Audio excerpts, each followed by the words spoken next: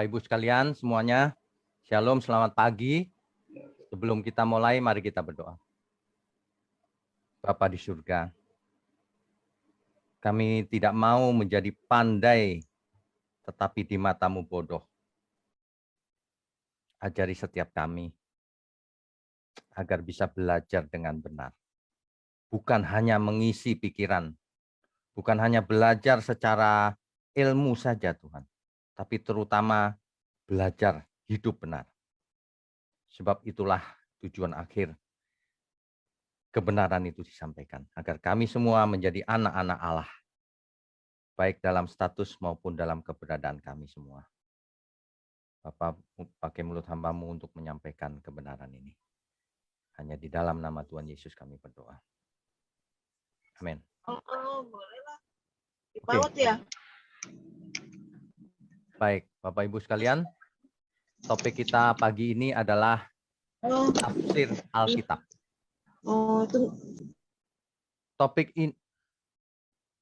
Topik ini jarang dikhotbahkan, biasanya di jemaat-jemaat ya. Tetapi sebenarnya sangat penting. Itu sebabnya pada setiap kesempatan saya berusaha untuk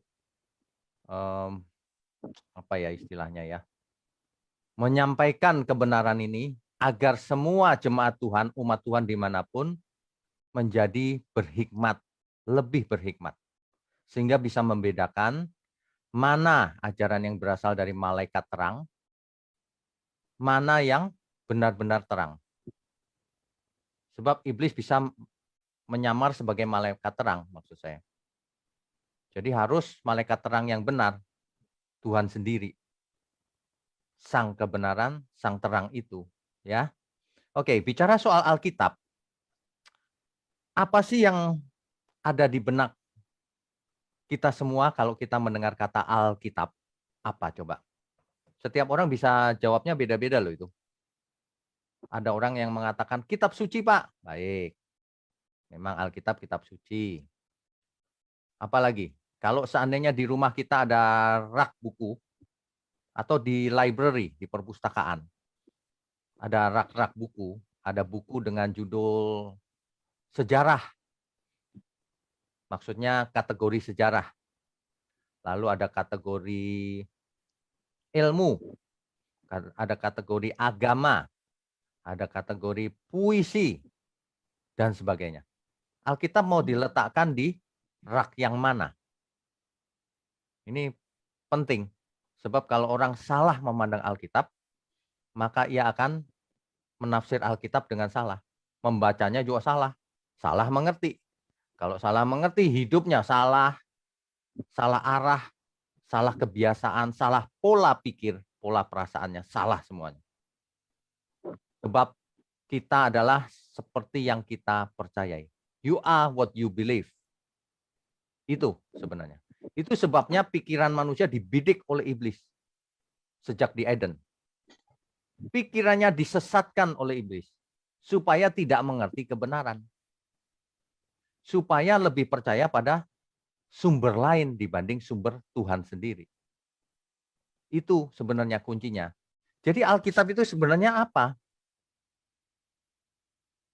Yang jelas Alkitab itu tidak dapat dibaca secara acak. Saya hari ini mau baca, Tuhan tolong kasih petunjuk. Lalu berdoa, lalu Alkitabnya dibuka begitu, terus ini dia yang buat saya. Nggak bisa. Alkitab bukan random. Bukan acak. Ya. Atau menurut keinginan diri sendiri. Saya mau cari semua yang soal berkat di Alkitab. Karena saya suka berkat. Semua yang berkat dicari. Nggak bisa begitu. Alkitab itu kumpulan kitab yang jenisnya banyak sekali. Ada sejarahnya. Ada apa lagi? Puisi. Ada narasi. Ada gospel. Kabar baik. Injil. Ada apa lagi? Ada apokaliptik. Cerita tentang masa depan. dan sebagainya. Ada Amsal, ajaran-ajaran kebijaksanaan. Macam-macam. Jadi setiap kita baca harus sesuai caranya, cara bacanya. Ya. Di samping itu, Alkitab itu satu keseluruhan, satu paket, nggak bisa dipilih-pilih. Harus satu paket, ibarat obat. Ingredientnya harus semuanya. Nggak bisa dipilih, saya mau yang manisnya aja, yang pahitnya dibuang, nggak jadi obat. Banyak orang begitu, memperlakukan Alkitab seperti kumpulan mantra. Diambil sebagian, lalu diartikan suka-suka sendiri. Dipakai suka-suka sendiri. Bahkan dalam dunia pergerejaan, seringkali nama Tuhan Yesus dipakai sembarangan. Kalau pengen sesuatu dalam nama Yesus katanya. Itu sembarangan itu. Padahal di Alkitab sudah diberi contoh. Nggak baca sih. Nggak menafsir dengan benar. Di Alkitab dikatakan apa? 7 anak Skewa itu mengusir setan pakai nama Yesus juga. Tapi ia malah digebukin dan ditelanjangi oleh setan dan lari tunggang langgang. Apakah nama Yesus tidak berkuasa? Ayo, artinya apa? Menafsirnya salah. Nama Yesus nggak bisa dipakai oleh sembarangan. Oleh orang sembarangan. Kuasanya nggak turun, bukan dalam lafalnya yang berkuasa itu, bukan dalam hurufnya, tapi memang kuasanya yang turun. Makanya nama Yesus hanya bisa dipakai oleh orang benar. Orang yang nggak benar percuma.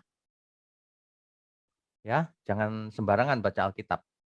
Jadi bukan kumpulan mantra atau kumpulan ayat-ayat yang berdiri sendiri-sendiri. Alkitab itu berkesinambungan dari Kejadian sampai Wahyu. Lengkap, tidak boleh dipotong-potong. Saling terkait, saling menjelaskan satu sama lain, saling melengkapi, itu Alkitab. Ya. Terus firman itu juga progresif. Ada perkembangannya. Dulu kita jadi bukan kumpulan mantra atau kumpulan ayat-ayat yang dahulu kitab Kejadian itu begitu. Nah, setelah itu bagaimana lanjutannya? Nah, harus dilanjutkan, harus dibaca secara utuh, secara konteks, makna tersurat maupun tersiratnya. Konteks dekat, konteks jauh. Supaya apa? Supaya kalau ibarat puzzle itu ya Bapak Ibu ya, kan itu terdiri dari potongan kecil-kecil tuh. Nah, potongan kecil-kecil itu kalau disusun dengan urutan yang benar dan seluruhnya lengkap, maka kita akan melihat gambar besarnya. Banyak orang hanya dapat satu potong, lalu mencoba cerita tentang gambar besarnya. Kemungkinan besar akan bias. Kemungkinan besar salah, karena belum melihat gambar besarnya. Cuma mereka-reka. Kalau dalam bahasa logika itu melakukan induksi, metode induksi. Tahu sedikit, membuat kesimpulan yang general, yang umum. Bisa salah, bisa benar. Tapi kemungkinan besar salah. Seseorang harus tahu gambar besarnya dulu, utuhnya dulu. Barulah setiap ayat yang kita baca, kita tahu arahnya pasti benar. Karena gambar besarnya sudah tahu. Itulah metode deduksi. Makanya sangat penting seseorang belajar tafsir Alkitab supaya ia menguasai dulu seluruh maksud pesan itu supaya mengerti dengan lengkap, jelas, dan benar. Konteks sesuai yang dimaksud oleh Alkitab. Banyak orang nggak begitu loh, saya itu heran. Heran. Banyak doktor teologi juga percuma, nggak begitu ternyata. Mereka pilih-pilih ayat gitu. Kok bisa ya, sudah doktor loh padahal. Ini seperti zamannya Tuhan Yesus. Dahulu Tuhan melihat berhadapan dengan orang Farisi dan ahli Taurat. Ahli Taurat dan orang Farisi itu kan khatam Taurat. Hafal mati. Strict ahli kitab. Lebih dari doktor teologi. Tapi Tuhan berkata begini. Kamu pikir, kamu belajar kitab suci itu terus kamu bisa hidup kekal begitu? Padahal seluruh kitab suci itu bercerita tentang aku. Tapi kamu nggak mau datang kepadaku. Orang suka ilmunya, tapi tidak mau hidup benar di hadapan Tuhan. Tidak mau join ke Tuhan. Ini penyakit para teolog memang. Nggak semua, tapi banyak yang begitu. Merasa berilmu, merasa lebih dibanding yang lain. Hanya karena pengetahuan teologinya. Padahal hidupnya nggak benar. Tahu dari mana? Ngomong saja tidak punya etika di internet. Memfitnah sembarangan dan sebagainya. Ya, oke, kembali ke tafsir Alkitab. Tafsir Alkitab ini Tuhan pernah bicara begini terhadap orang-orang di sekelilingnya. Yohanes 8 ayat 43. Yohanes pasal 8 ayat 43.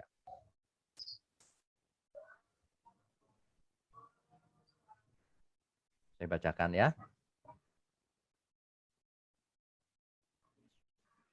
Apakah sebabnya kamu tidak mengerti bahasaku? Padahal hari itu Tuhan berbicara dengan bahasa yang bisa dimengerti oleh orang-orang sekelilingnya. Tuhan tidak bicara dengan bahasa asing atau apa, tentu dengan bahasa lokal. Kemungkinan besar bahasa Aram. Tentu orang mengerti seperti kita, saya bicara bahasa Indonesia.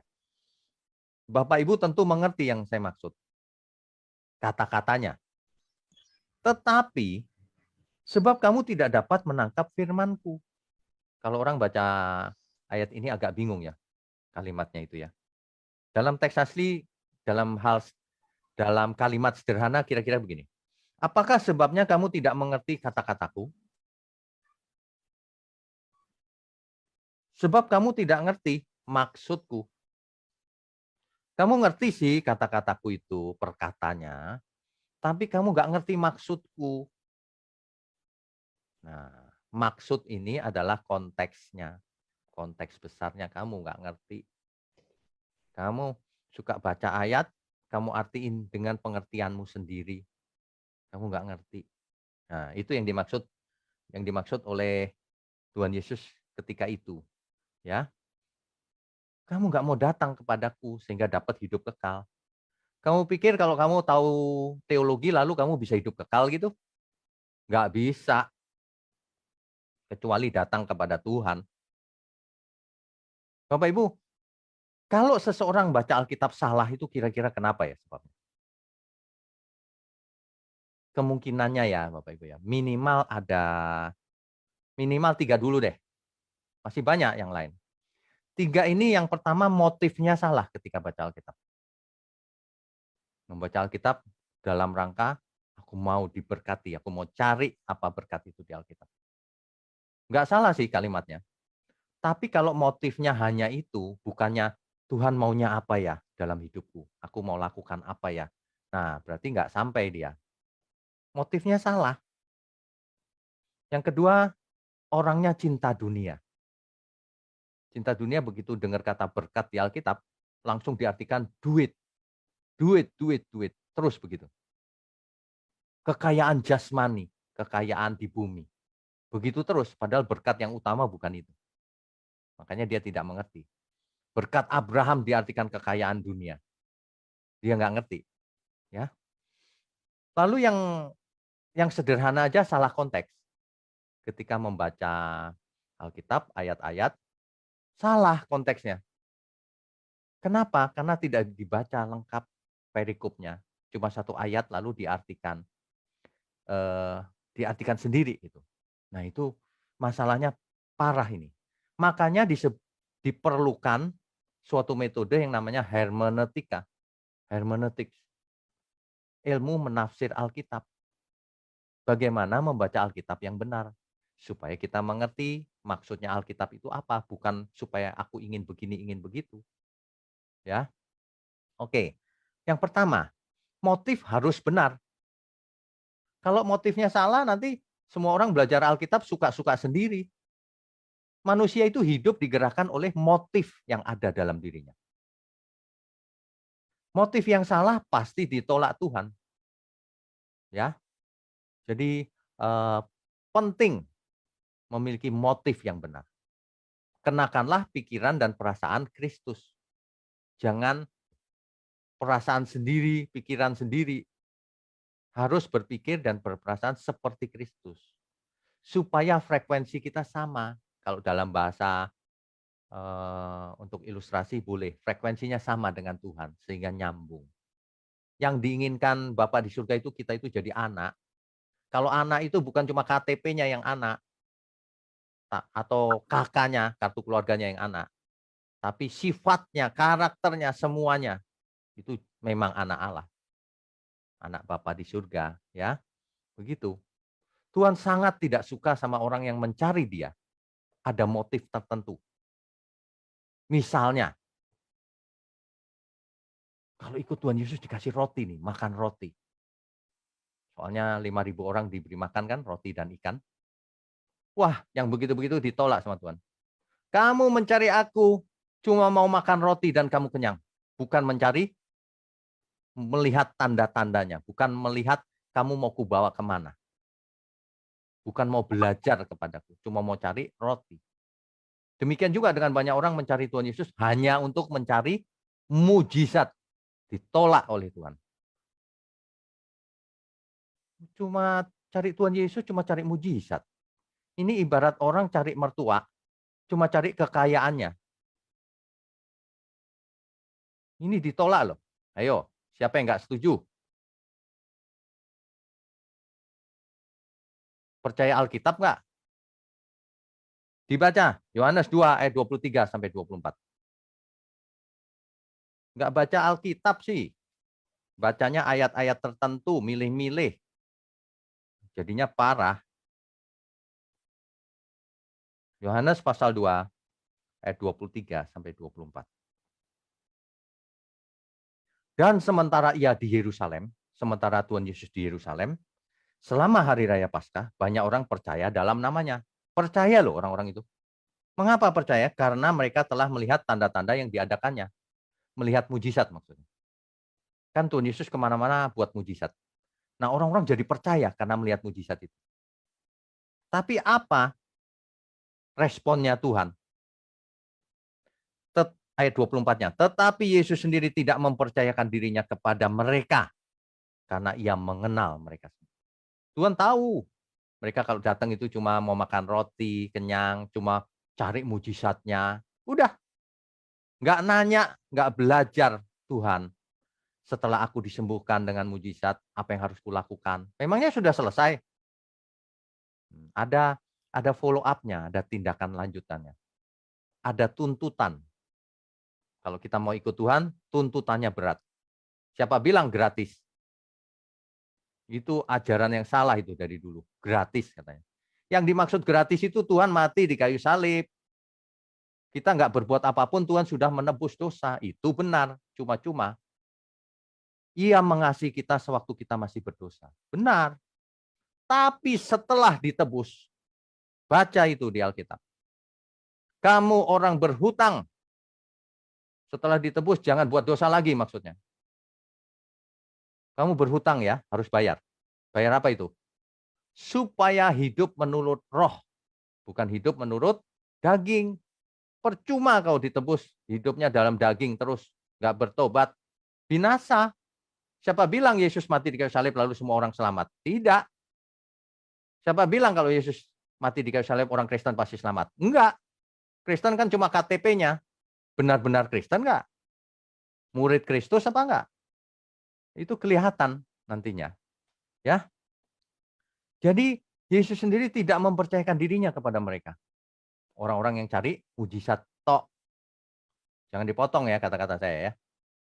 Orang cari mujizat enggak salah. Tapi harus dilanjutkan untuk hidup benar, untuk berubah. Bukan yes, ngalami mujizat, udah selesai. Itu salah itu. Itu sama aja orang anak anak kita disekolahkan gitu. Sekolahnya cuma SD kelas 1. Habis lulus, yes, sudah lulus. Belum, itu belum apa-apa. Itu belum apa-apa. Mujizat yang ada di fisik kita ini sembuh. Itu bukan apa-apa. Ada gunung yang harus pindah. Kelicikan kita, kejahatan kita. Seluruh manusia lama kita. Itu yang harus pindah, harus keluar, harus dilepaskan, harus mengalami pelepasan yang sebenarnya.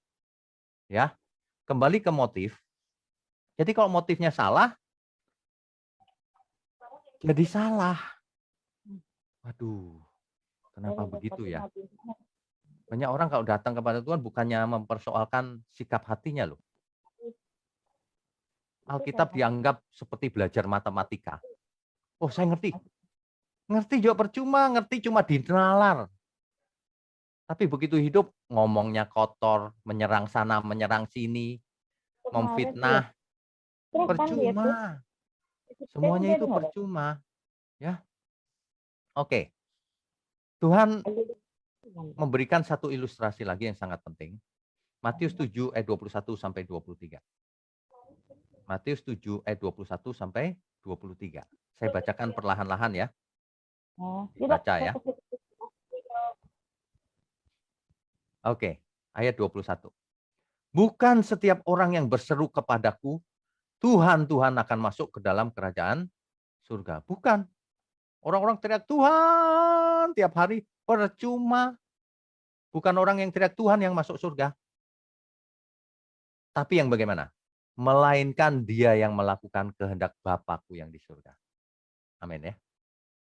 Teriak-teriak Tuhan, Tuhan, tapi hatimu jahat terhadap sesama, tidak mengasihi sesama, tidak melakukan kehendak Tuhan.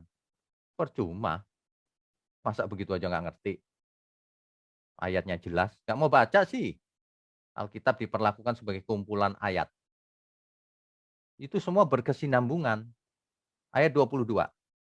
Pada hari terakhir banyak orang akan berseru kepadaku, Tuhan, Tuhan, bukankah kami bernubuat demi namamu? Orang-orang ini bernubuat demi nama Tuhan. Dan mengusir setan demi namamu, mengusir setan pakai nama Tuhan. Dan setan pun pergi. Dan mengadakan banyak mujizat demi namamu juga. Ini bukan orang-orang yang aneh-aneh loh. Ini yang mengusir setan semuanya pakai nama Tuhan, mujizat juga.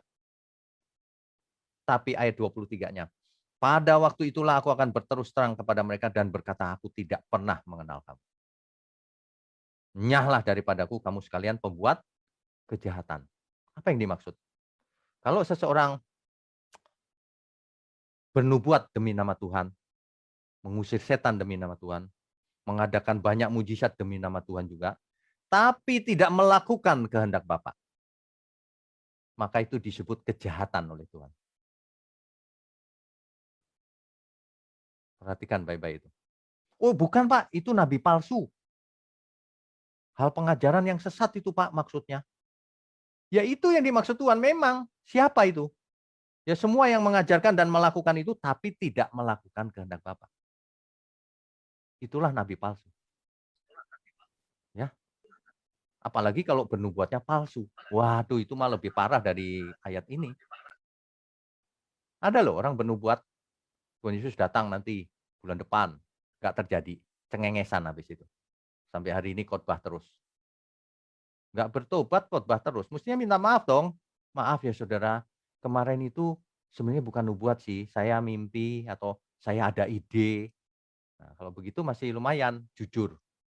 Alkitab dikarang-karang sendiri.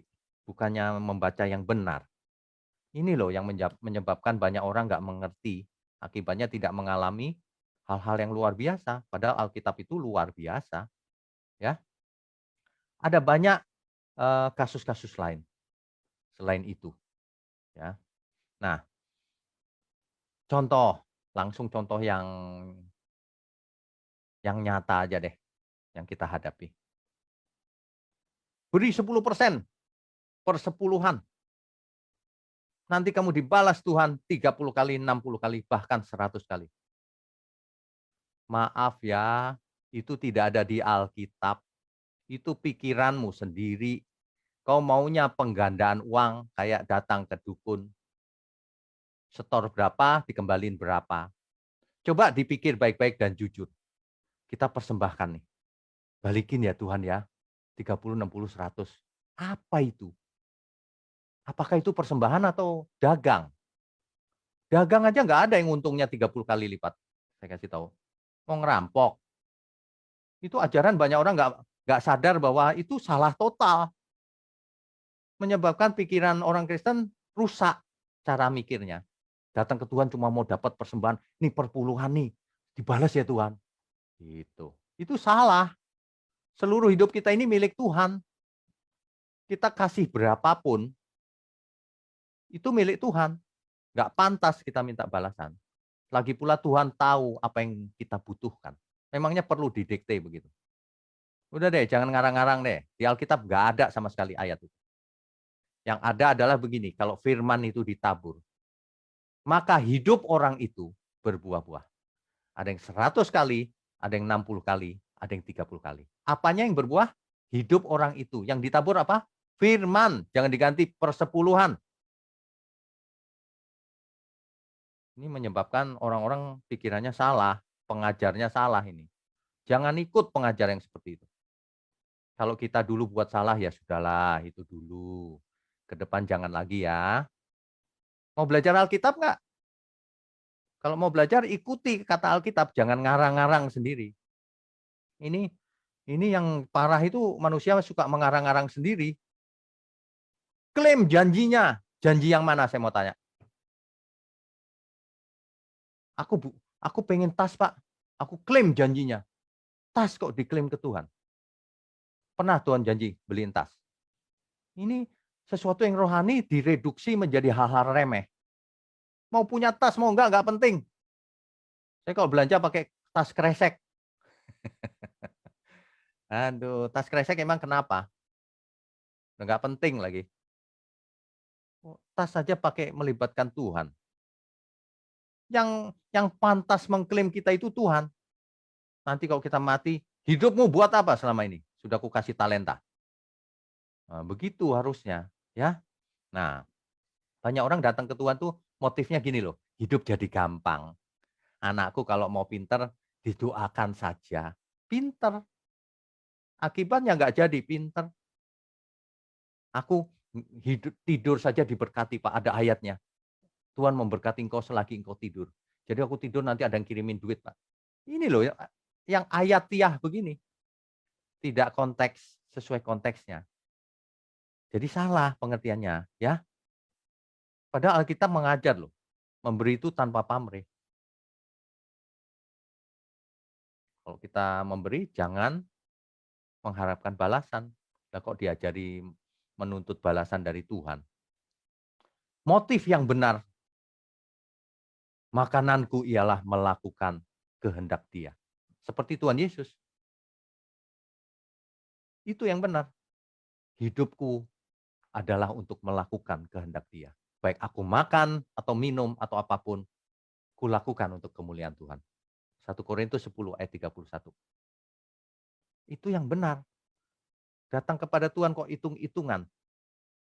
Ayat-ayat dipakai untuk pembenaran diri, bukan kebenaran. Ya, banyak orang begini loh. Oke, sebelum waktunya cepat sekali ya. Banyak orang itu tidak mengerti bahwa ayat Alkitab itu terikat satu sama lain. Jadi nggak boleh kita baca satu ayat lalu mengambil kesimpulan. Tidak boleh. Contohnya, ketika KKR-KKR di ditulis oleh bilur-bilurnya kamu sudah sembuh. Kita sudah bahas soal ini ya. Konteksnya kalau kita lihat itu berlaku hanya untuk orang yang sudah mati terhadap dosa dan hidup untuk kebenaran. Lagi pula sembuhnya itu sembuh dari kesesatan. Coba dibaca deh ayat sebelumnya dan ayat sesudahnya. Itu namanya konteks dekat. Ya, konteks dekatnya tidak dilihat, apalagi konteks jauhnya. Ini menjadi masalah besar karena orang tidak membayangkan bahwa Alkitab itu huruf-hurufnya membentuk kata, kata membentuk kalimat, kalimat membentuk perikop, kalimat membentuk ayat-ayat, lalu perikop, perikop membentuk pasal, pasal membentuk kitab, kitab membentuk perjanjian, perjanjian lama, perjanjian baru. Dan itulah Alkitab. Nggak bisa dipilih-pilih sedikit. Bapak Ibu bayangkan kalau Bapak Ibu membaca satu buku. ya. Terus bacanya cuma halaman tertentu saja. Kira-kira bisa mengerti nggak satu buku itu isinya apa? Coba bayangkan kalau ada dokter yang belajarnya itu dari buku kedokteran yang banyak, belajarnya cuma satu buku terus cuma halaman tertentu. Jadi apa itu nanti? Sama, kalau kita baca Alkitab cuma tertentu saja, ayat hafalan nggak masalah, tapi jangan cuma itu loh ya, bacanya harus lengkap. Satu, harus sesuai konteks dekatnya. Saya mau berikan contoh ya, mengulang sedikit yang lalu. Oleh bilur-bilurnya ini contohnya ini.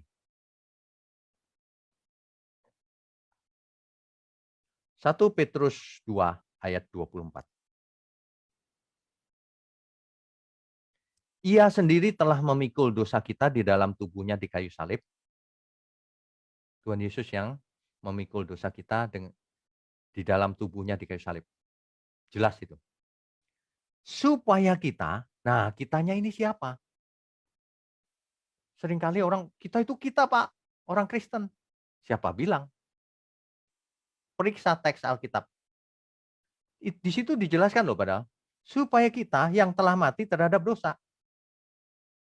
Jadi kalau orang yang hidup dalam dosa, sorry ya bro, sis, ayat ini tidak buat kamu. Karena kamu hidup dalam dosa. Ayat ini hanya untuk yang telah mati terhadap dosa. Hidup untuk kebenaran. Kitanya itu. Kita yang dimaksud di sana itu. Nah, kalau orang nyeleneh lagi, aneh lagi, dia bilang begini, tuh Pak, kita sudah mati terhadap dosa. Tuh Pak, kita sudah mati terhadap dosa. Dan kita sudah hidup untuk kebenaran. Itu ayatnya. Loh, ini kondisi bro, kalau baca Alkitab itu yang benar. Jika telah mati, maksudnya gitu, terhadap dosa. Ini kondisi. Ya, jangan dirubah-rubah. Nah, barulah setelah itu, oleh bilo-bilonya kamu telah sembuh. Nah, kamu yang telah sembuh ini orang yang sudah mati terhadap dosa dan hidup untuk kebenaran. Kalau enggak masih sakit jiwa. Tahu dari mana? Coba dibaca ayat berikutnya. Ayat berikutnya itu masih nyambung dari ayat 24, bukan berdiri sendiri-sendiri seperti mantra, bukan. Ini namanya konteks dekat. Kalau kita mau tahu arti suatu ayat, harus baca ayat-ayat sebelumnya dan ayat-ayat sesudahnya. Nanti ada penjelasannya di sana. Sebab dahulu kamu sesat seperti domba. Jadi sembuh dari kesesatan. Ya, ini contoh konteks dekat. Satu lagi contoh konteks dekat. Ini yang paling terkenal nih. Maleakhi 3 ayat 10. Contoh-contohnya yang ada-ada saja, yang sudah umum aja biar kita semua mengerti. Nggak usah yang ayat lain. Contohnya jelas kok. Ayat Maleakhi 3 ayat 10 sering dipakai orang pengkhotbah siapapun. Senang gitu. Bawalah seluruh persembahan persepuluhan itu ke dalam rumah perbendaharaan. Supaya ada persediaan makanan di rumahku. Nah, ini seringkali nggak dibaca teliti juga. Supaya ada persediaan makanan di rumahku. Bukan dikantongin. Ya, meskipun kalau itu untuk hidup karena pas-pasan, nggak salah juga. Ya. Nah, ujilah aku, firman Tuhan semesta alam. Apakah aku tidak membukakan bagimu tingkap-tingkap langit dan mencurahkan berkat kepadamu sampai berkelimpahan? Ayat ini dipakai untuk, waduh, kita kasih persepuluhan. Tingkap langit saja dibuka loh. Gitu ya. Kalau cuma satu ayat, kelihatannya ini benar. Coba dicek, ini konteks dekatnya. Benar nggak Tuhan ngajarin ini dalam rangka mengajar kita? Ini kan kitab Maleakhi ini kan ditulis oleh Nabi Maleakhi. Ya kan? Ditujukan kepada siapa? Kepada umat Israel di zaman itu. Di zaman itu ya. Bukan kepada kita juga. Ini ditulis untuk umat Israel zaman itu. Lah, ini sebenarnya Tuhan sedang marah terhadap bangsa Israel. Karena bangsa Israel ngakalin Tuhan. Persembahannya diakali. Sehingga Tuhan bicara begini, kalau kamu kasih persembahan masa tingkap langit nggak kubukakan? Ini Tuhan lagi marah loh sama penerima kitab ini, yaitu Israel. Ini hendaknya menjadi pelajaran buat kita. Taunya bagaimana? Ayat 9-nya jelas sebelumnya, satu ayat sebelumnya. Kamu telah kena kutuk, tetapi kamu masih menipu aku ya kamu seluruh bangsa. Ini Tuhan lagi marah-marah lah, kok ayat 10-nya kita pakai. Kalau kita pakai ayat 10 itu artinya apa? Artinya kita sedang mendudukkan diri sebagai bangsa Israel yang sedang dimarah-marahin Tuhan, yang sedang dikutuk oleh Tuhan. Ayat 9-nya dibaca itu kalau nggak percaya. Kamu telah kena kutuk, tetapi kamu masih menipu aku ya kamu seluruh bangsa. Ini Tuhan lagi marah-marah, kita menyisip tiba-tiba kita duduk di situ. Enggak Pak, aku nggak mau ayat 9, ayat 10-nya aja. Ada yang begitu sama saya. Kamu pikir Alkitab bisa dipilih-pilih? Ini loh yang orang salah ini. Baca Alkitab milih-milih. Ini kalimatnya lagi Tuhan marah apa enggak? Tapi Tuhan bisa memberkati kita, Pak. Itu tidak diragukan. Tapi bukan ini ayatnya, ini lagi marah. Gitu loh. Jadi ini lagi cerita menafsir Alkitab yang benar tuh begitu, Bapak Ibu, Saudara sekalian, ya. Jadi makanya Bapak Ibu kalau belajar itu belajar sama orang yang benar, jangan pada orang yang sembarangan. Tahu dari mana sembarangannya? Lihat motivasinya, lihat attitude-nya. Apakah ia khotbah itu nyerang sana, nyerang sini, ngatain orang tertentu, nyebut nama, padahal yang dijelaskan sama dia tidak sesuai kenyataan. Itu fitnah loh.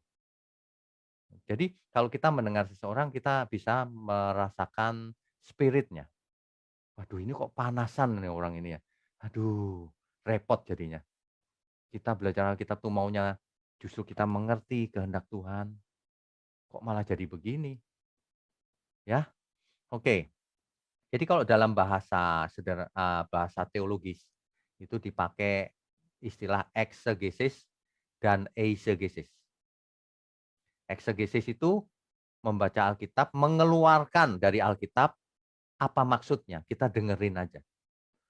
Jadi sesuai Alkitab aja, nggak usah pakai pikiran sendiri. Tapi kalau eisegesis itu memasukkan pikiran sendiri ke dalamnya, itu tadi. Maleakhi 3 ayat 10 dipakai, padahal tuh Tuhan lagi marah. Oleh bilur-bilurnya kamu sembuh, sembuh dari kanker, sembuh dari ini, eisegesis. Padahal itu maksudnya sembuh dari kesesatan. Tuhan datang jauh-jauh dari surga, memberikan diri. Itu mau menyelamatkan kita, bukan cuma mau memberkati secara jasmani. Jasmani nggak terlalu penting, ada boleh, nggak boleh. Murid-murid Tuhan bahkan miskin semua, mati bahkan akhirnya. Ini banyak orang nggak belajar dengan benar, kenapa ya? Saya tidak tahu sebabnya. Kok sukanya yang begitu-begitu gitu. Jadi kita harus mengerti secara lengkap. Ingat ya tadi ya, konteks dekat, konteks jauh. Itu dulu. Eksegesis, jangan eisegesis. Membaca apa adanya maksud Alkitab. Jangan memasukkan menurutku Alkitab begini. Menurut Alkitab bagaimana yang benar? Bukan menurutku, menurut Alkitab.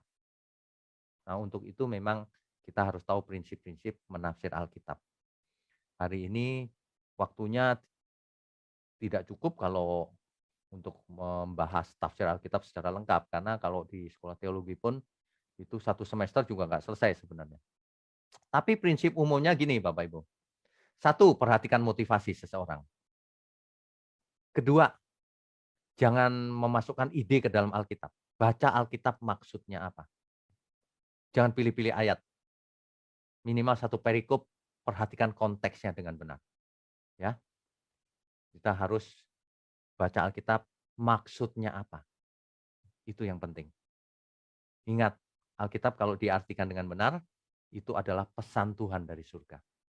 Kitab suci. Tetapi kalau diartikan menurutku, itu Alkitab nggak jadi kitab suci isinya. Karena salah mengerti manusia. Alkitabnya tetap kitab suci. Tapi yang sampai ke pikiran manusia yang salah baca tadi, tidak sesuai yang dimaksud oleh kitab suci. Terutama untuk orang-orang yang sudah mengerti, meskipun pengertiannya benar, misalnya. Tapi hidupnya, etikanya nggak ada. Wah itu sudah omong kosong itu. Ia membedakan antara teori dan praktek. Hidup dalam dualisme. Kalau ngomong Alkitab pintar, tapi hidupnya, waduh, berlawanan dengan apa yang dia khotbahkan. Hari ini di sosial media banyak sekali orang yang mulutnya itu bukan orang percaya.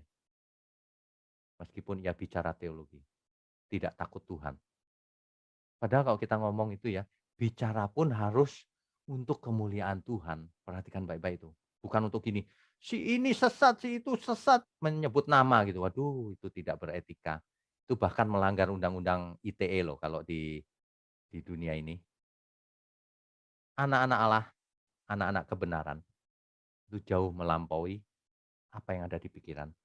Jauh melampaui ilmu, sekedar ilmu. Kebenaran untuk dikenakan dalam hidup kita, bukan untuk diteorikan. Amin. Kalau gitu silakan kalau ada Bapak Ibu yang mau bertanya.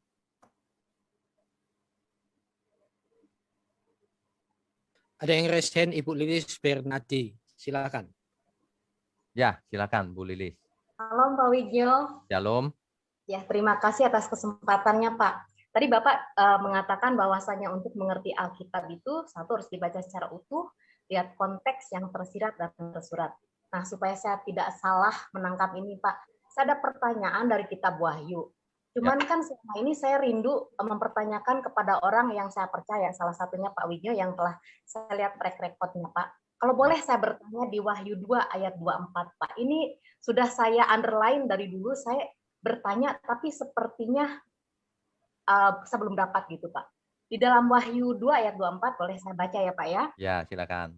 Tapi kepada kamu ini untuk jemaat Tiatira, tetapi kepada kamu yaitu orang-orang di Tiatira yang tidak mengikuti ajaran itu, maksudnya ajaran yang sesat dan tidak menyelidiki apa yang mereka sebut seluk-beluk iblis. Nah, ini yang saya underline Pak, yang tidak menyelidiki apa yang mereka sebut seluk-beluk iblis.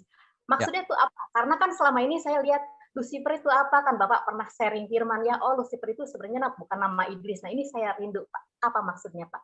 Menyelidiki seluk iblis itu apa maksudnya Pak? Baik. Makasih. Jadi begini, kitab Wahyu ini penuh dengan lambang dan paling sulit dibaca memang.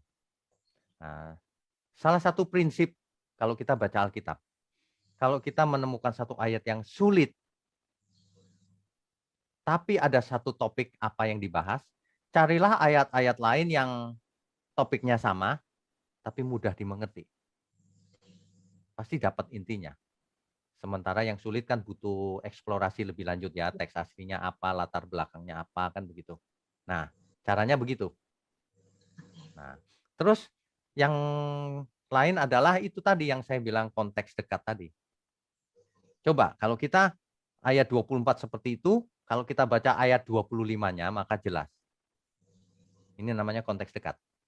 Tetapi apa yang ada padamu, peganglah itu sampai aku datang. Apa kira-kira? Injil yang benar, kebenaran, pegang itu sampai aku datang. Jangan kamu dengar ajaran-ajaran lain. Ajaran lain itu ya dianggap seluk-beluk iblis itu. Oke, berarti seluk-beluk iblis itu adalah ajaran lain ya Pak ya? Ya. Oke, baik. Seperti itulah konotasinya ya Pak ya, ajaran lain seluk-beluk iblis itu adalah ajaran lain yang tidak sesuai dengan firman Tuhan atau kebenaran firman Tuhan. Ya, baik. Betul. Terima kasih banyak Pak. Ya. Berkati. Oke, terima kasih Ibu Lilis ya untuk pertanyaannya, dan sekali lagi saya beri kesempatan untuk baik mereka yang bergabung di Zoom, bahkan bagi sahabat yang sedang mendengar di channel kami lewat radio regional 100,8 FM, Radio Amigos Bikin Hidup Lebih Berarti. Jika ada pertanyaan silakan Anda langsung saja menghubungi nomor tunggal kami di 0853 98980421, dan Anda juga bisa mengetik di WA di nomor yang sama. Dan masih di topik menafsir firman Tuhan. Selain Ibu Lilis, mungkin ada lain Pak Irwan ini, Pak Irwan Musli, saya lihat juga semangat ini. Silakan Pak Irwan. Shalom Pak Widjo. Pertanyaan di chat Pak. Shalom Pak. Pertanyaan saya. Ada pertanyaan di chat, saya bacakan. Ya sudah, silakan. Silakan Pak Irwan. Pertanyaan saya adalah mengenai pengertian saya kadang-kadang tahun lalu misalnya lalu berubah tahun ini. Jadi sepertinya menurut saya kebenaran yang saya ketahui waktu itu sekarang agak berubah. Jadi apakah kita bisa beritahu masih kita asumsi bahwa kebenaran itu pengertian itu akan berubah dinamik gitu. Jadi kita harus haus dan lapar setiap waktu. Dan juga banyak ayat-ayat yang sepertinya berdasarkan kebudayaan pada zaman dahulu itu, Pak. Apakah berarti itu sesuatu yang kita bisa tanggalkan dengan mudah atau mungkin kita harus mencari maknanya dalam arti yang lebih dalam misalnya? Dan juga bagaimana dengan zaman sekarang, zaman now, Pak? Banyak hal-hal yang kita mungkin perlu menerapkannya dalam arti konteks Alkitab gitu, Pak. Ya, baik. Pak Irwan, jadi kalau kita baca Alkitab itu ada unsur budaya di sana. Bahkan hukum peraturan-peraturan Taurat ada yang dibatalkan, Pak. Contohnya apa? Sunat fisik. Di hari ke-8 bayi harus disunat. Harus loh, Pak. Tapi hari ini Pak itu dibatalkan. Wigno, Shalom Ya. Pak Wigno. Kita Shalom. boleh pending dulu, ada yang masuk ini telepon. Saya terima dulu ya supaya bisa. Oh ya, oke. Ya, Shalom Pak, selamat pagi. Dengan Bapak siapa ini? Shalom, selamat pagi Pak, dari Bapak Robert. Ya, Bapak Robert, langsung saja pertanyaan singkat. Silakan Pak Robert. Oh iya, saya baru baca-baca dari kitab baca aja ya, ada satu agama yang penyembah Baal itu mencium benda mati itu apa masih ada sampai sekarang yang agak mirip agama tertentu. Terima kasih sudah Ya, terima kasih Pak Robert. Pak Wigno dengar pertanyaannya tadi? Kurang jelas, Pak. Dia mengutip tentang di satu raja-raja tentang penyembahan kepada patung berhala. Apakah masih ada sampai saat ini? Itu yang dia tanyakan. Cuma itu ya. Oke, baik. Halo, silakan Pak Robert. Kenapa? Tentang mencium benda mati itu yang kayaknya masih ada agama sampai saat ini masih ada agama tertentu mencium sesuatu sebagai tanda penyembahannya. Terima kasih. Oke, mencium benda mati. Apakah masih ada sampai saat ini agama-agama yang melakukan hal itu? Itu pertanyaannya. Silakan Pak. Sebenarnya yang dimaksud dengan mencium benda mati itu kan tergantung konteksnya ya Pak. Kalau kita mencium parfum kan benda mati juga. Ya. Kalau saudara-saudara kita yang Katolik mencium salib, ya itu kan bukan menyembah patungnya itu, bukan. Tapi ada agama zaman dahulu yang mungkin menyembah dewa-dewa, itu dewanya dijadikan patung dan sebagainya. Ya tergantung itu penyembahan apa bukan. Nah itu yang penting. Nah zaman sekarang yang penting adalah jangan ada berhala di antara kita. Yang penting kita langsung saja ke Tuhan. Itu. Dan dalam seluruh hidup kita ya, itu saja. Oke, terima kasih Pak Wigno. Mungkin sambung aja tadi pertanyaan Pak Rusli mungkin bisa diterima. Oke, Pak Irwan, saya jawab dulu ya. Jadi dalam Alkitab itu memang ada budaya, unsur budaya. Nah, unsur budaya itu tidak harus kita ikuti. Misalnya, zaman dahulu Tuhan Yesus pakai jubah. Apakah kita sekarang harus pakai jubah seperti Tuhan Yesus? Kan tidak. Ya. Model rambut dan sebagainya, tidak.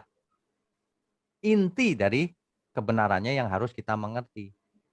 Makanya itu namanya kontekstualisasi, Pak Irwan. Kita harus mendaratkan kebenaran yang murni. Budayanya nggak perlu. Gitu. Ya. Mau diikuti boleh, nggak boleh. Tapi jangan jadi orang aneh di tengah-tengah dunia ini. Kita harus seperti Rasul Paulus. Bagi orang Yunani, aku jadi orang Yunani. Seolah-olah. Bagi orang yang lemah, aku menjadi seolah-olah orang yang lemah juga. Untuk memenangkan Injil. Gitu ya. Yang kedua, soal truth tadi. Kebenaran. Apakah kebenaran itu berubah-ubah ya Pak? Tidak. Kebenarannya tidak berubah. Manusianya, kitanya yang punya pengertian bisa berubah. Oh dulu salah, sekarang yang benar ini. Coba dites. Benar ternyata. Nah gitu Pak Irwan. Jelas ya? Ya, Oke, terima kasih Pak Wigno ya. atas Hati. penjelasannya dan atas pertanyaan dari Pak Iwan. Mungkin Pak Iwan masih ingin bertanya, silakan. Dan saya membuka juga kesempatan untuk teman-teman yang lain. Ada Pak Suyono, Blitar. Silakan Pak Suyono, mungkin tambahan dalam topik ini atau ada pertanyaan, silakan. Blitar ini, silakan Pak. Ya, selamat pagi, terima kasih. Apa kabar Pak Wigno? Baik. Cuma satu kali ketemu di Blitar, tapi saya Ya. ingat terus. Terima kasih atas sharing tiap pagi, saya dikasih tiap hari lah, dikasih Oh sharing ya, silakan Pak. hal yang rohani. Ini Pak, saya mau menanyakan sedikit sebelumnya, saya minta maaf, tidak mengurangi rasa hormat pada hamba Tuhan yang lain. Saya ingin menanyakan pada Matius pasal 7 ayat 22. Apakah ini yang dimaksud secara tafsir Alkitab itu hamba-hamba Tuhan atau aktivis-aktivis yang giat dalam pelayanan? Terima kasih. Oke, baik. Kalau kita perhatikan kegiatan yang dilakukan, bernubuat demi nama Tuhan, mengusir setan demi nama Tuhan, melakukan banyak mujizat demi nama Tuhan juga, itu siapa? Memangnya jemaat awam? Kan tidak ya. Jadi yang dimaksud di zaman Tuhan Yesus itu pun ini para agamawan. Jadi orang-orang yang pakai nama Tuhan. Bukan Pak, itu nabi palsu. Nah, itu tafsir yang salah. Ini adalah orang-orang yang melakukan kegiatan ini, tapi tidak melakukan kehendak Tuhan. Nah, itu yang dimaksud. Ya, makanya disebut nabi palsu. Itu maksudnya. Jadi jangan berpikir itu nabi palsu Pak, bukan sembarangan apa. Mudahnya begini loh. Ini pengkhotbah orang yang melayani tapi tidak melakukan kehendak Tuhan, cuma dianggap ritual. Itu aja deh sederhananya. Jelas ya, Pak Suyono? Ya, Ya, Pak Suyono ya, cukup jelas ya. Pak Wigno itu sudah jelaskan. Ini saya melihat ini Sang Jenderal Kim ini sudah gelisah ini. Ingin bertanya atau ingin menjelaskan, silakan Pak Jenderal. Pendeta Heri Christian. Ya, terima kasih. Luar biasa Pak Wigno. Ini belum selesai. Bicara Alkitab itu seumur hidup sampai kita dipanggil Tuhan ya. Tidak akan selesai. Dan mari kita dukung pelayanan-pelayanan seperti ini. Pak Wigno Tanto, ada channel YouTube-nya, kunjungi dan like, subscribe. Bukan soal popularitasnya, bukan sama sekali. Semakin banyak, semakin bagus. Artinya efektif dan efisien dalam pemberitaan Injil. Dan juga saudara-saudara sekalian, Anda yang lagi bimbang dengan kekristenan dan seterusnya, saya beritahu. Atau Anda yang tukang penyerang-penyerang ya, intern atau yang di luar pun, begini, Alkitab itu mudah dibaca, pakai bahasa apapun. Karena Tuhan kami, Tuhan yang ahli bahasa. Dia tidak hanya tahu satu bahasa saja, pakai bahasa apa saja termasuk bahasa roh pun dia tahu. Ya, cuma mudah membacanya, tapi untuk mengertinya tidak boleh disepelekan. Belajar, kalau tidak, saudara telan mentah-mentah itu, lihat di channel YouTube saya itu penyerang yang intoleran itu rata-rata itu kemakan dengan exegesis. Tadi Pak Wigno juga sudah menjelaskan exegesis, apa yang dikatakan Alkitab, tetapi sudah dia sudah punya sudut pandang lalu memperkosa ayat-ayat. Lalu ditelan-telan. Kalau caranya begitu, saudara tidak akan pernah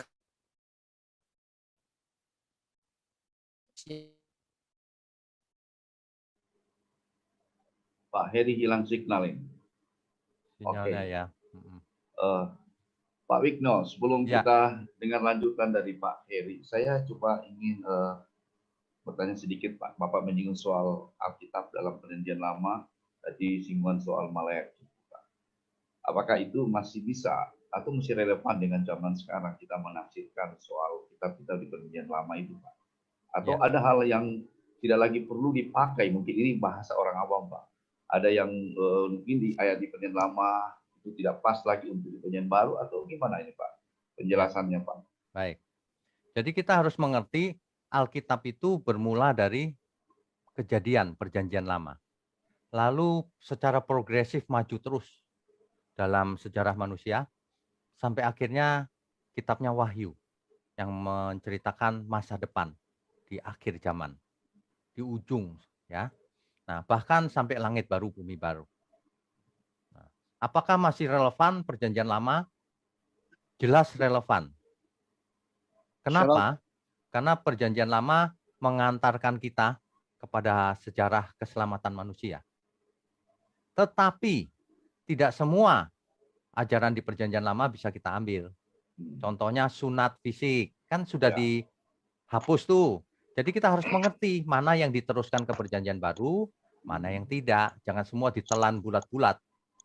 Nah, banyak aturan perjanjian lama yang disalahkan Tuhan Yesus juga kan. Kamu belajar kitab suci tapi tidak mencari aku. Gitu. Itu ahli-ahli kitab tuh Pak. Nah, yang orang suka salah mengerti lagi ini di perjanjian baru.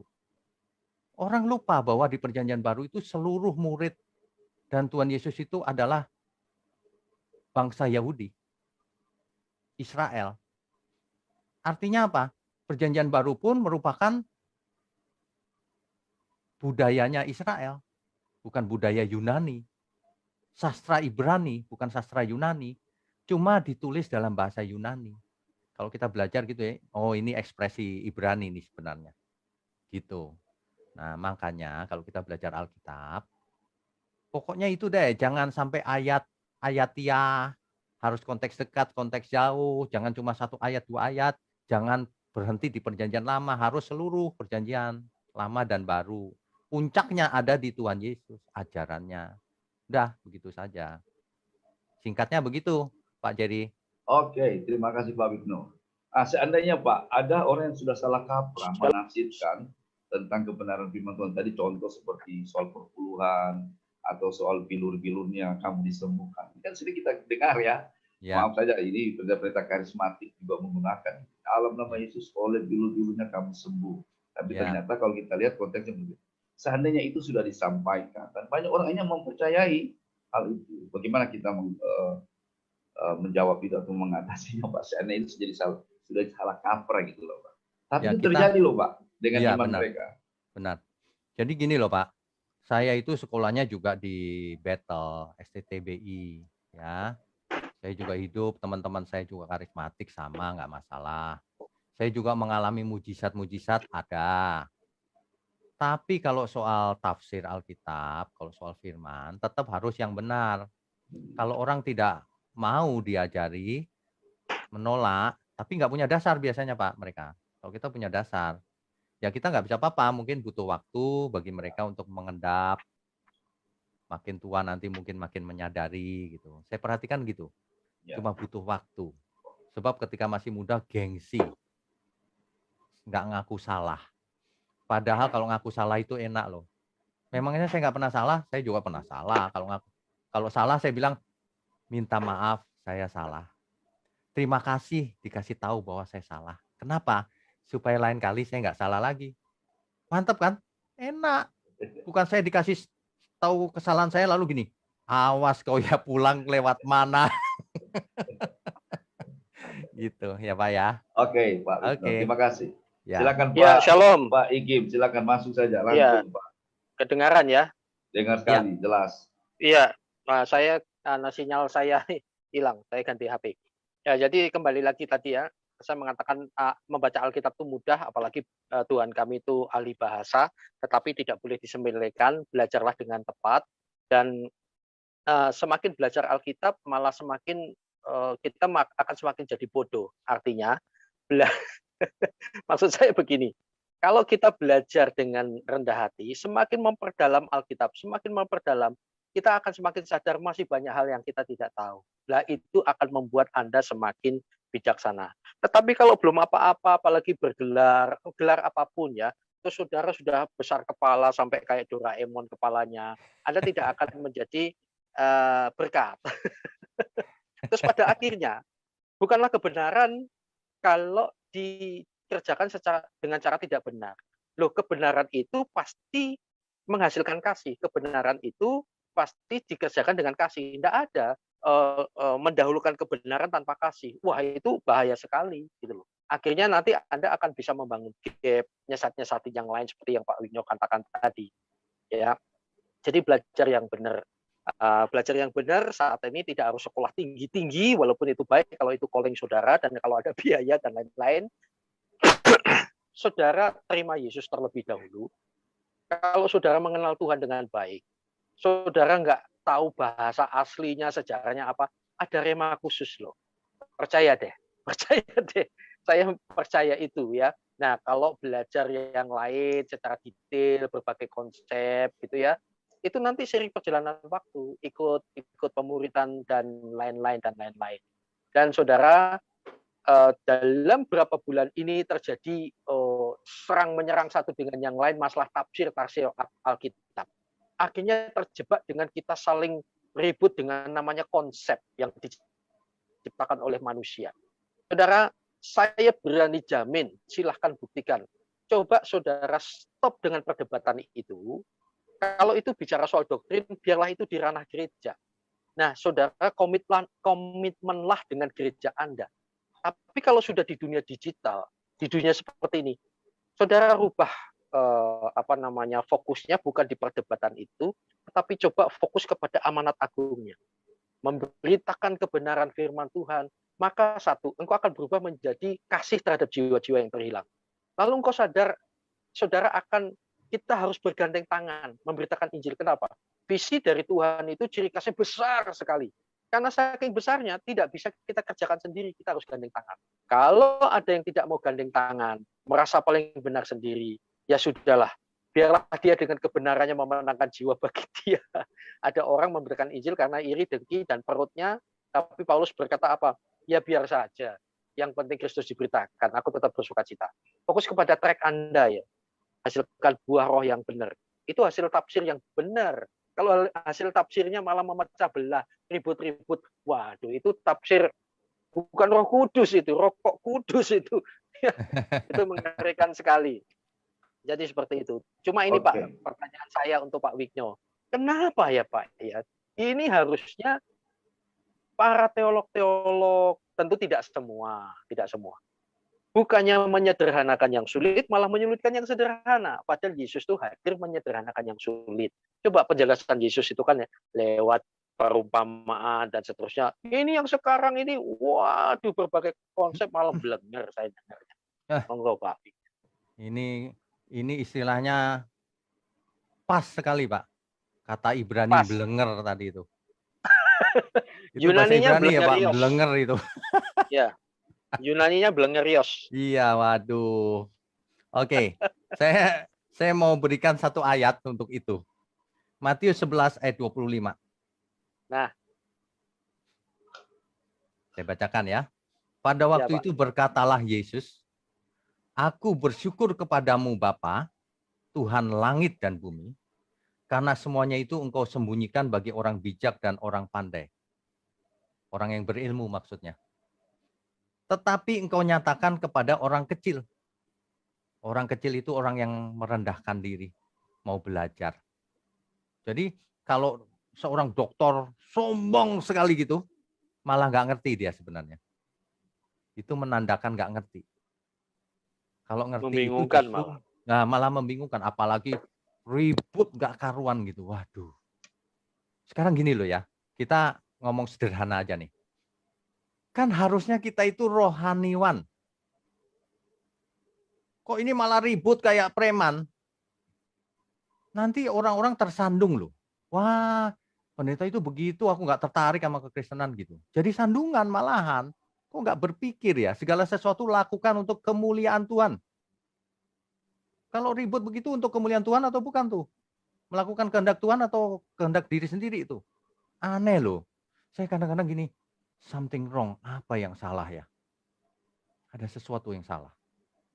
Pola pikirnya. Dan satu lagi yang saya curiga, ada roh setan sebenarnya yang menyusup. Sehingga spiritnya itu menyebabkan pendengarnya itu nggak damai, bukan damainya Tuhan gitu. Kalau ajaran kebenaran itu kadang-kadang memang membuat orang juga tidak tenang, tapi tidak tenangnya itu dalam rangka aku harus cepat bertobat nih. Rupanya aku belum bertobat. Nah, obat. Gitu. Itu Pak Heri. Oke, Pak Wigno, saya coba membaca Itu pertanyaan terang-terangan loh, dari Pak, sampai nyebutin nama Hajar sembilan rupa gitu. Nah, makanya saya kasih tips sederhana untuk banyak orang ya. Kalau you mendengar orang suka menyerang, nyebut nama, itu tidak beretika artinya. Itu bukan rohaniwan, itu rohanawan. Itu aja. Oke, Pak Jerry. Oke, Ya. Pak Wigno, saya langsung saja ya, karena ini ada pertanyaan, kita perlu juga jawab, menghargai mereka yang sudah bertanya di chat ini Ya, di Zoom. silakan. Ini dari Yanti. Ya, terima kasih Bapak Ibu admin. Shalom Pak Wigno. Pak, mohon pencerahan dan penguatannya. Kadang-kadang dalam keadaan yang situasional, karena pergumulan-pergumulan yang diizinkannya terjadi, saat membaca firman di waktu jeda, sering terasa bahwa itu sangat tepat dengan keadaan kita yang situasional tersebut. Bagaimana Pak meresponnya agar bukan hanya kepuasan saja, tapi bagaimana mengetahui maksud yang benar dan mendapatkan frekuensi yang sama dengan Tuhan, sehingga benar-benar mengerti maksud dan tujuannya dalam kehendak Tuhan. Dari Yanti, Pak. Oh, baik. Jadi sebenarnya yang pertama memang kita harus mengerti kehendak Tuhan. Kalau dengan firman lalu kita mengerti meskipun belum 100%, yang lebih penting adalah melakukannya. Nah, melakukan ini bagaimana? Ini perlu pergumulan memang. Makanya kita berdoa sama Tuhan bukan soal minta-minta terus, tapi kita berdialog dengan Tuhan. Sebenarnya apa yang harus kulakukan dalam hidup ini? Itu digumulkan. Apa yang salah dengan hidupku? Kenapa begini, kenapa begitu? Itu digumulkan sehingga hidup kita itu nyata, mengalami, bukan teori. Gitu. Nah, itu suatu proses pergumulan seumur hidup memang. Tidak bisa secara teori. Kalau cuma teori sekolah, belajar dari buku, tapi tidak cukup. Kebenaran itu harus dikenakan, bukan cuma dipelajari. Begitu, Pak Jerry. Oke, langsung saja Pak. Ini masih ada juga dari teman yang bergabung di Zoom juga ya. Ini dari Rian Sangihe dengan pertanyaan, Shalom Pak, saya mau bertanya tentang isi Alkitab di dalam 1 Korintus pasal 11 ayat 29. 1 Korintus 11 ayat 29 yang berkata mengakui tubuh Tuhan. Maksud dari ayat ini apa Pak? Tubuh Tuhan. Ini pertanyaan dari Rian. Mohon pencerahannya Pak. Silakan. Baik, 1 Korintus 9 ayat 1 Korintus 11 ayat 29. Oh, 11. Oke. Ya. Karena barang siapa makan dan minum tanpa mengakui tubuh Tuhan, ia mendatangkan hukuman atas dirinya. Ya, tubuh Tuhan yang dia tanyakan Pak di sini. Ya. Nah, jangan terpaku pada istilah tubuh secara etimologi saja. Banyak orang kalau belajar Alkitab itu cuma mencari kamus atau leksikon. Ingat, harus lihat konteks dekatnya, konteks jauhnya. Nah, kalau kita lihat perikop ini kan cerita tentang perjamuan. Ya. Nah, tanpa mengakui tubuh Tuhan, ya maksudnya tanpa kita memiliki sikap hati yang benar terhadap apa yang kita lakukan ini gitu loh. Jangan perjamuan itu dibuat tidak berarti, tidak menghormati Tuhan. Padahal Tuhan sudah memberikan tubuhnya di kayu salib. Nah, jadi intinya adalah kalau kita makan minum ini, lakukan dengan sikap hati yang benar. Kalau kita sembarangan itu mendatangkan hukuman loh. Konteksnya begitu, Pak. Jadi jangan tubuh Tuhan artinya, yang dimaksud tubuh Tuhan ini tentu saja bagaimana kita menyikapi pengorbanan Tuhan. Itu maksudnya. Jadi bukan roti itu yang dimaksud tubuh Tuhan. Kan mungkin itu ketika orang perjamuan kudus, roti ini jadikan tubuh gitu. Bukan itu ya yang dimaksud. Bisa juga. Nah, jadi waktu makan, inilah tubuhku, gitu kan? Tadi, Pak? Maaf. Nah, inilah tubuhku. Nah, bisa juga itu harus lambang dari tubuh Tuhan Yesus, harus dengan hormat. Lakukan dengan hormat, gitu maksudnya. Jangan sembarangan. Nah, kalau sembarangan sikap hatinya nggak benar berarti. Gitu. Oke, Pak Wigno. Ada lagi pertanyaan ini Pak dari juga teman yang bergabung di Zoom. Ini saya juga harus baca karena ini mereka yang bertanya. Dari Franky Siahaan ya. Shalom Pak Wigno. Bagaimana kita bisa mengetahui apakah ayat Alkitab yang kita baca itu mempunyai makna literal atau makna simbolis? Ya. Silakan Pak Wigno. Baik. Jadi ayat-ayat di Alkitab itu ada yang historis, ada yang literal, ada yang figuratif. Nah, bagaimana kita bisa mengetahuinya? Itu tadi Pak, kalau kita sudah sampai pada gambar besar, mengerti keseluruhan, nanti kita tahu setiap ayat ini, oh yang ini literal, yang ini kiasan, figuratif, yang ini dan seterusnya. Gitu. Jadi tanpa mengetahui gambar besarnya kita bingung memang. Ini kenapa sih literal, kenapa figuratif? Nah, kenapa-kenapanya itu terjawab kalau kita mulai baca makin lengkap Alkitab. Karena kalau kita salah mengerti nanti nggak nyambung di belakangnya. Gitu. Contoh. Itu ular yang ada di Eden itu ular beneran atau ular figuratif ya Pak? Banyak orang bilang itu ular beneran Pak. Lah kalau itu ular beneran berarti yang menyesatkan manusia ular dong, bukan setan. Kalau gitu musuhnya ular dong. Nggak cocok kan? Nggak cocok karena di akhirnya kita tahu lawanmu si iblis kan gitu. Aku takut kalau pikiranmu disesatkan seperti Hawa, disesatkan si ular itu tanda kutip pasti itu. Nah. Oh enggak Pak, itu ular yang dirasuk setan. Oke, tahu dari mana? Itu kan eisegesis, memasukkan pikiranmu ke dalam ide Alkitab. Oh enggak ditulis dirasuk setan? Itu Bileam Pak, bisa bicara. Itu Bileam jelas ditulis di Alkitab. Ini enggak ditulis. Kalau kerasukan setan, beda. Eisegesis itu beda sama exegesis. Ya. Jadi itu apa? Itu lambang dari setan itu. Jadi makanya lawan kita setan bukan ular. Kalau lawannya ular ya hari ini gampang kita lawan ular. Dimatiin aja ular. Gitu. Ya. Itu Pak. Jadi untuk mengetahui apakah ini literal atau figuratif, itu dengan mengetahui konteks besarnya. Ini apa ya intinya yang mau disampaikannya? Oh itu berarti ini figuratif, yang ini bukan, yang ini histori, yang ini puisi, yang ini gitu. Kita mesti belajar lebih lanjut soal hal itu. Ya kalau setan ular itu adalah setan, ini orang-orang Manado Tomohon hebat-hebat Pak. Setan dimakan tiap hari itu ada di pasar ekstrim Pak. Waduh, setannya di sate. Coba Pak bayangkan di taman di Eden, kalau Adam dan Hawa itu ternyata orang Manado Pak. Setannya, ularnya muncul dimasak, habis. Nggak jatuh dalam dosa.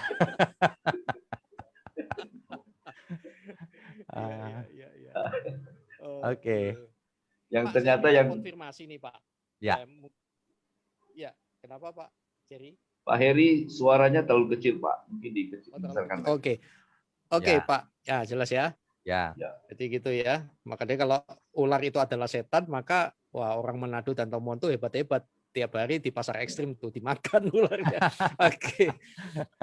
Saya minta konfirmasi saja, tapi kalau saya sudah paham, ada sebuah videonya Pak Erastus itu yang menjelaskan bahwa tapi ada sebuah kalimat yang saya paham betul, ini khusus jemaat GSKI. Anda yang susah, yang ya dalam tanda kutip ya miskin secara susah, Anda tidak harus memberikan persembahan di gereja kami. Oke, intinya begitu. Saya mendengar itu mengerti, tapi bukan berarti ini sebuah pengajaran bahwa kalau kamu susah nggak usah ngasih persembahan dan tidak bisa digebyah uyah. Bukan untuk semua gereja manapun kan. Itu bukan berarti tidak mengajar untuk memberi kan begitu. Nah, ini bisa menafsirkan yang salah kan Pak? Oh ya benar. Ya Jadi, betul. Padahal udah berkali-kali dijelaskan khusus jemaat GSKI. Kalau Anda susah malah silahkan datang kepada staf kami akan dibantu. Tapi orang di luar itu bisa salah mengerti. Pada akhirnya dia mempraktekkan di gerejanya. Padahal dia juga punya kemampuan atau apa kewajiban itu bukan berarti ditiadakan. Silahkan Pak, mohon jadi sebenarnya klarifikasinya. Betul. Jadi sebenarnya yang kita ajarkan itu gini loh. Yang menjadi milik Tuhan itu seluruh hidup kita, bukan 10%-nya. seolah-olah saham Tuhan ada 10%. Yang 90% milik kita. Bukan. Seluruhnya milik Tuhan. Dan kita sangat menekankan memberi. Cuma kita tidak pakai ayat kalau kau beri dibalas Tuhan loh ya. Enggak begitu. Kalau kau beri itu pun tidak cukup. Nah, kalau memberi itu pun tidak cukup. Sebab Alkitab berkata apa? Biar tubuhmu dibakar sekalipun. Kalau nggak punya kasih percuma. Nah, kita tahu benar hal itu, Pak. Jadi kalau kita berkata begitu, kita sedang mendidik jemaat lokal kita. Kalau ada yang sulit, gereja akan bantu. Itu. Kalau yang lebih, jangan hitung-hitungan. Masa sama Tuhan berani hitung-hitungan pakai kalkulator? Lebih kasih tuh jangan hitung-hitungan. Waduh, itu seorang anak sama orang tuanya aja sangat tidak sopan loh, Pak. Coba menghadap orang tua ya pakai kalkulator. Nggak sopan itu namanya. Nanti orang tua keluarkan kalkulator lagi. Uang susu sekian, uang ini sekian. Nggak bisa bayar kita. Gitu. Ya. Terus pesan saya satu lagi. Siapapun kita, jangan suka menggoreng-goreng seperti orang dunia. Itu orang dunia itu sifatnya. Segala sesuatu dipotong videonya, dikasih narasi. Seneng banget gitu menampilkan sifat jahatnya itu. Ya, laku Pak. Laku soalnya. UUD. Subscribe Pak. Ya, UUD. Ujung-ujungnya duit. Capek deh. Iya. Jadi intinya begitu ya. Dalam hal ini Anda juga jangan memanfaatkan. Kadang-kadang kalau memang mentalnya adalah mental pelit, tidak cinta Tuhan. Kalau orang cinta Tuhan itu nggak perlu digenjot-genjot, pasti akan mau memberi kepada yang kita cintai itu. Masih ingat kan waktu kita jatuh cinta? Apa yang tidak dia minta, kita kasih. Pokoknya dia senang, dia terima saya, kan begitu. Nggak hitung-hitungan loh. Kalau cinta sama Tuhan, apalagi gitu ya. Nah, jangan memanfaatkan ini. Silakan Pak. Ya, saya mau sharingkan satu fakta. Tuhan bicara begini sama Abraham. Aku akan memberkati engkau. Memberkati orang yang memberkati engkau. Artinya gini, aku akan berbuat baik kepada orang yang berbuat baik kepadamu, Abraham. Kenapa? Bukan sedang membela Abraham secara pribadi. Tuhan sedang membela pekerjaannya, keselamatan untuk umat manusia. Tapi aku akan menghancurkan, mengutuk dia, orang-orang yang menganggap remeh kamu. Itu terjemahnya mengutukkan, padahal enggak. Menganggap enteng saja, kukutuki dia. Menghina itu namanya. Apalagi sabotase. Wah, itu udah terkutuk hidupnya. Mau jadi orang Kristen, mau jadi siapapun, kalau nggak jadi saksinya Tuhan, itu terkutuk namanya. Orang yang tidak mengasihi Tuhan itu terkutuk. Gitu kesimpulannya. Oke, Pak Wigno, saya masih punya waktu untuk rekan-rekan yang lain yang masih ingin bertanya, yang bergabung di Zoom ini, silakan. Ada lagi. Kalau Ibu Lilis masih ingin bertanya, Pak Suyono, Belita, atau Pak Iwan, dan yang lain, ada juga Lani, karena salah Ibu Lani, siapa? Ada Mini Martalela, silakan. Anda ada yang... Maaf, tadi yang Pak saya Irwan, tanyakan silakan mengenai Pak Irwan.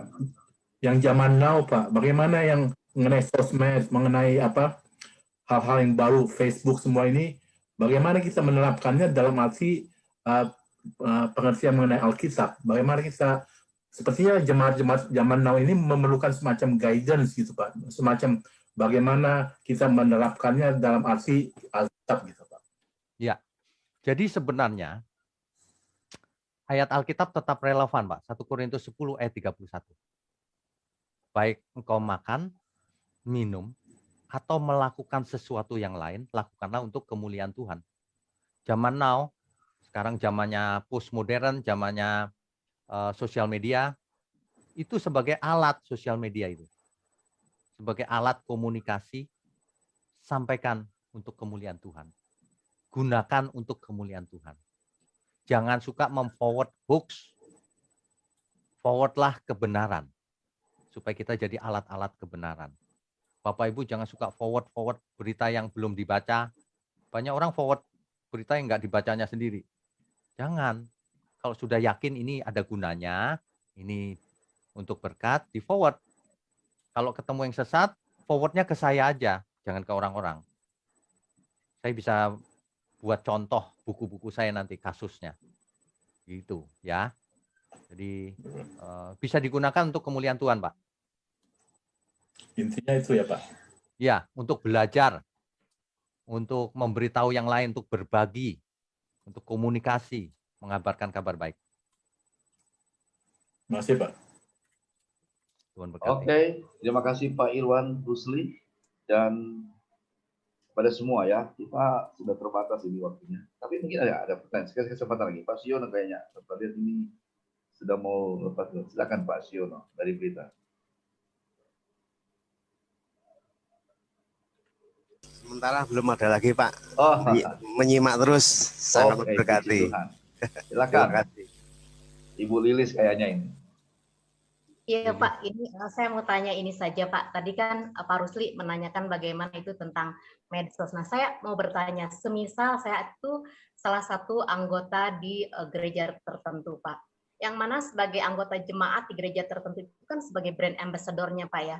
Artinya kita sebagai representative person dari gereja tersebut. Tetapi jika ketahuan atau kita melihat bahwa ada salah satu jemaat atau aktivis justru against pengajaran di gereja tersebut. Jadi seolah-olah seperti tadi workers lah, atau itu kita sudah panggil, kita sudah nasihatin, tetapi dia seolah-olah cuek dan juga tidak mau gitu, maksudnya keluar atau memisahkan diri dari denominasi tersebut. Itu bagaimana Pak? Jadi seperti suicide gini loh. Saya memberitakan ini, tapi orang tersebut di sinode tersebut justru memutarbalikkan gitu loh Pak. Ya. Di gereja tersebut memutarbalikkan, jadi seperti bukan brand ambassador-nya. Ya. Jadi kita kan jadi kacau Pak, jadi jadi chaos gitu di dalam Pak. Ya. Makanya Bapak Ibu sekalian, saudara sekalian, hati-hati. Karena penyerang itu bukan dari luar saja, dari dalam pun ada. Ada Yudas-Yudas di dalam gereja, hati-hati. Jadi kalau kita sudah hati-hati, kita tahu tidak tersandung gitu. Jangan tersandung oleh orang-orang dalam juga. Yang rugi bukan siapa-siapa, yang rugi Bapak Ibu sendiri nanti kalau tersandung. Diuji kebenarannya itu. Makanya hari Kamis, setiap hari Kamis sore di truth.id, itu kan saya berikan seri kebenaran tuh. Itu nanti belasan sesi itu dan akan jadi buku, alat tes, alat uji tes kebenaran. Itu saya sampaikan semacam rapid testnya gitu, dan semacam PCR-nya nanti dalam sesi-sesi lanjutan. Bisa dites kebenaran itu, ya, begitu Bu Lilis. Iya Pak, siap Pak. Terima kasih Pak. Tuhan berkati. Tuhan berkati. Oke, terima kasih ya. Saya pikir ini sudah harus kita tutup ya, karena waktu yang membatasi kita semua. Tapi sebelum kita berpisah dan sebelum Pak Wignyo akan berdoa, saya ingin membaca mereka yang bergabung di media sosial kami di Radio Amigos FM. Ini ada Ibu Dumariana dengan komentar Salam, ada Papang Bune dengan komentar Amin, juga ada Ibu Suryani, Amin, terberkati. Ada juga Bapak Romi Tumewu, puji Tuhan, amin. Bapak Robert Faat yang tadi juga sudah menelpon juga dengan komentar sama, amin. Ada Ibu Ice Sembu, ya, juga dengan komentar amin. Ada Bapak Petrus, amin Pak Pendeta. Johan Ginting, shalom, selamat pagi Pak Pendeta, Tuhan Yesus memberkati. Masih juga dari orang yang sama, amin. Renungannya Pendeta. Dari Nur Adam, juga komentarnya amin. Stephen Harpono ya, mengaminkan apa yang sudah disampaikan, dan Daud Christian juga dengan komentar puji Tuhan, haleluya 12 kali Pak Pendeta. Wah, luar biasa. Haleluya 12 kali. Tuhan. Dan juga dari Manuel Da Costa, amin. Terima kasih Pak, saya sangat diberkati firman Tuhan ini. Ya, terima kasih juga Pak Manuel. Juga masih dari Lanti Panjaitan, komentarnya juga amin. Dan juga ya sudah, dan yang lain tidak beri komentar tapi menyaksikan. Ada Ibu Nora Aperinaga Sinaga, ya, juga ada Ibu Margareta. Selain yang bergabung di Zoom, ya tentu kita bisa melihat mereka, ada Ibu Lydia, ada juga Ika Rizkawati, ada Pak Markus Irala, ada Rian, tadi sudah beri juga pertanyaan, ada Ibu Lani, ada Pak Weni Christine, ya, juga ada Li Hok An, Sri Rosyanti, juga ada Bapak Bambang Hengki, dan ada Wani Prasetyo, Bapak Hari Halim, ada Yunita Mulyono, Ibu Weni Christine, dan Mini Marta Lela. Ya, banyak. Indria Kristiawan, cukup banyak Pak. Ini yang saya lihat ini ada 29 orang, tadi ada lebih, tapi mereka sudah keluar karena dengan kesibukan masing-masing. Ada Bapak Siono Tentu Blitar yang sudah bertanya, Pak Irwan Rusli dan Ibu Lilis. Terima kasih untuk semua sahabat, baik yang menelpon tadi, ada Pak Robert Faat, juga mereka yang bergabung di media sosial, dan juga yang tergabung di media Zoom. Tentu lebih khusus narasumbernya kita hari ini, Bapak Wignio Tanto. Terima kasih banyak Pak ya untuk pencerahannya, dan kita semakin diberkati, semakin mengalami edukasi yang luar biasa ya dengan hal ini. Apalagi kami sebagai hamba Tuhan untuk terus ya semakin berhati-hati jika menafsirkan sebuah ayat atau Alkitab ya. Dan sekali lagi saya ucapkan terima kasih semua sahabat mereka yang bergabung baik di Zoom saat ini dan juga di media sosial dan mereka yang menelpon. Nah, kita akan jumpa lagi di hari yang akan datang ya, juga dalam program yang sama, Berita Firman Tuhan, tentu dengan topik yang berbeda, bahkan narasumber juga yang berbeda. Himbauan saya untuk semua kita, sahabat pendengar dimanapun berada, baik yang mendengar dengan lewat radio regional kami, untuk terus lakukan prokes atau protokol kesehatan, ya pakai masker jika keluar rumah, dan sering cuci tangan dengan sabun jika Anda kembali ke rumah atau dimanapun ya, dan juga hindari kerumunan orang banyak. Terima kasih, dan saya akan undur diri, tapi sebelumnya saya kembalikan ke Pak Wignio Tanto tentu untuk berdoa buat kita hari ini. Silakan Pak Wignio Tanto. Baik, Bapak Ibu sekalian, sebelum kita sudahi pertemuan kita, mari kita tundukkan kepala. Bapa di surga, terima kasih untuk pagi yang penuh kebenaran ini. Mohon berkati program ini, Radio Amigos di Tomohon, agar menjadi berkat bagi banyak orang, bahkan sampai ke ujung bumi, melalui teknologi online. Bapa, ajari kami terus, siapapun kami, yang mendengar dan mau belajar. Sehingga dari hari ke hari, pengertian kami semakin lengkap, semakin menyenangkan hati Tuhan. Sebab di umur kami ini, di sisa umur hidup kami ini, kami mau belajar menyempurnakan diri. Kami tidak mau buat salah. Terima kasih Tuhan untuk semuanya. Kau berkati pelayan-pelayan-Mu di Radio Amigos, juga umat-Mu dimanapun berada. Mohon berkat-Mu atas kami, berkat kesehatan, umur panjang, agar kami boleh belajar lebih lama, boleh melakukan kehendak Tuhan lebih lama, sehingga kami didapati berkenan. Terima kasih Tuhan, hanya di dalam nama Tuhan Yesus kami sudah berdoa dan mengucap syukur. Mari semua kita katakan amin. Saudara sekalian, bicara soal kebenaran, setiap orang merasa benar. Makanya semua kecap dinomor satukan. Ada orang yang mengatakan saya paling benar, ini paling benar, itu paling benar. Mana sebenarnya yang paling benar? Oleh sebab itu, hadiri seminar 7 natur kebenaran dan aplikasinya. Seminar ini wajib dihadiri oleh para teolog, apologet, pengkhotbah, bahkan oleh para jemaat sendiri, agar kita bisa membedakan manakah yang benar, manakah yang salah. Inilah alat uji kebenaran yang sangat objektif dan alkitabiah. Pastikan saudara ikut. dan ajak seluruh saudara dan sahabat-sahabat. Bapak-bapak dan ibu-ibu yang terkasih dimanapun berada, yuk kita belajar pelajaran Alkitab bersama secara online setiap hari Rabu jam 7 malam bersama pendeta Bapak Wignio Tanto secara online, bisa melalui Zoom. Tetapi kita harus mendaftarkan dulu ke nomor berikut ini. Selamat bergabung dan Tuhan Yesus memberkati.